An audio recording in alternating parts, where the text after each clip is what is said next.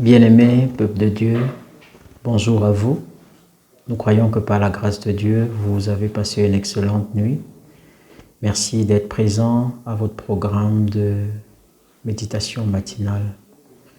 Pour ce matin, nous allons lire dans Colossiens chapitre 4, les versets 2 à 3. Mais avant d'écouter la lecture, prions pour demander au Seigneur de nous disposer à l'écoute de cette parole. Seigneur, si nous sommes debout ce matin, c'est par ta grâce. C'est toi qui as refait nos forces. Et pour nous, c'est un plaisir de nous sentir, Père éternel, notre Dieu, utile entre tes mains. Ce matin, tu as certainement des défis pour nous.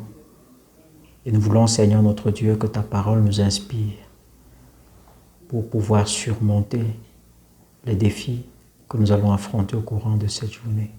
Bénis cette parole au nom de Jésus. Amen. Colossiens 4, versets 2 à 3. Persévérez dans la prière. Veillez-y avec action de grâce.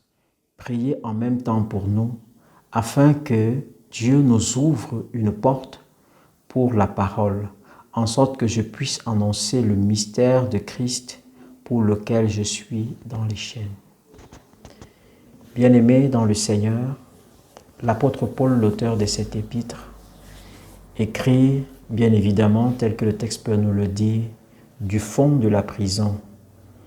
Et il écrit à une communauté créée par un de ses collaborateurs, Epaphras, créée par lui. Et l'exhortation principale qui est donnée dans ce texte, c'est de persévérer dans la prière. Il s'agit bien évidemment ici d'une communauté chrétienne, des gens qui ont cru en Jésus. Si on encourage les gens à persévérer dans la prière, c'est certainement parce que dans notre marche avec le Seigneur, il y a de temps en temps des relâchements. Mais le Seigneur veut que nous soyons des personnes qui demeurent dans la prière. Persévérer, pour le rappeler, c'est demeurer toujours la même. Demeurer dans la même manière d'être, autant pour moi. Le Seigneur voudrait donc que l'attitude de prière qui est la nôtre, la vie de prière dans laquelle est-ce que nous sommes engagés en tant que chrétiens, soit quelque chose de permanent et non quelque chose de saisonnier. Nous connaissons que beaucoup de chrétiens ont difficilement une vie de prière stable, mais très souvent elle va en dents de scie. Le Seigneur voudrait que nous allions d'une manière croissante dans notre vie de prière, que nous allions de progrès en progrès dans notre vie de prière. Pourquoi est-ce qu'il est important de persévérer dans la prière? La première des choses, c'est parce que Dieu nous recommande de prier.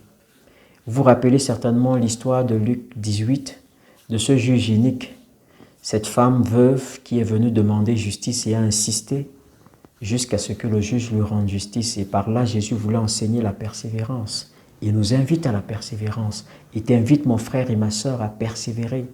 La deuxième raison, il faut persévérer dans la prière pour obtenir ce que Dieu nous promet. Vous savez, quand Dieu a fait une promesse, il y a l'ennemi de nos âmes, l'ennemi de notre vie, qui s'attaque à ces promesses de Dieu et empêche que ces promesses puissent nous atteindre. Ta persévérance dans la prière te donnera d'entrer en possession des promesses de Dieu pour ta vie. La troisième raison, c'est une démonstration de foi. Chaque fois que tu commences à prier avec fermeté, avec ferveur, tu es en train de démontrer la foi. Parce que tu crois que la solution à ta préoccupation vient de Dieu et de Dieu seul. Et le fait d'insister montre simplement que tu l'aimes et que tu crois qu'il peut restaurer ta vie. Bien-aimé, comment est ta vie de prière? Le Seigneur ce matin peut te dire, persévère dans la prière. Et j'aime beaucoup la fin de ce premier verset, verset 2. Veillez-y avec des actions de grâce. Vous savez, la prière qui a mené Lazare à sortir de la tombe, c'était une action de grâce.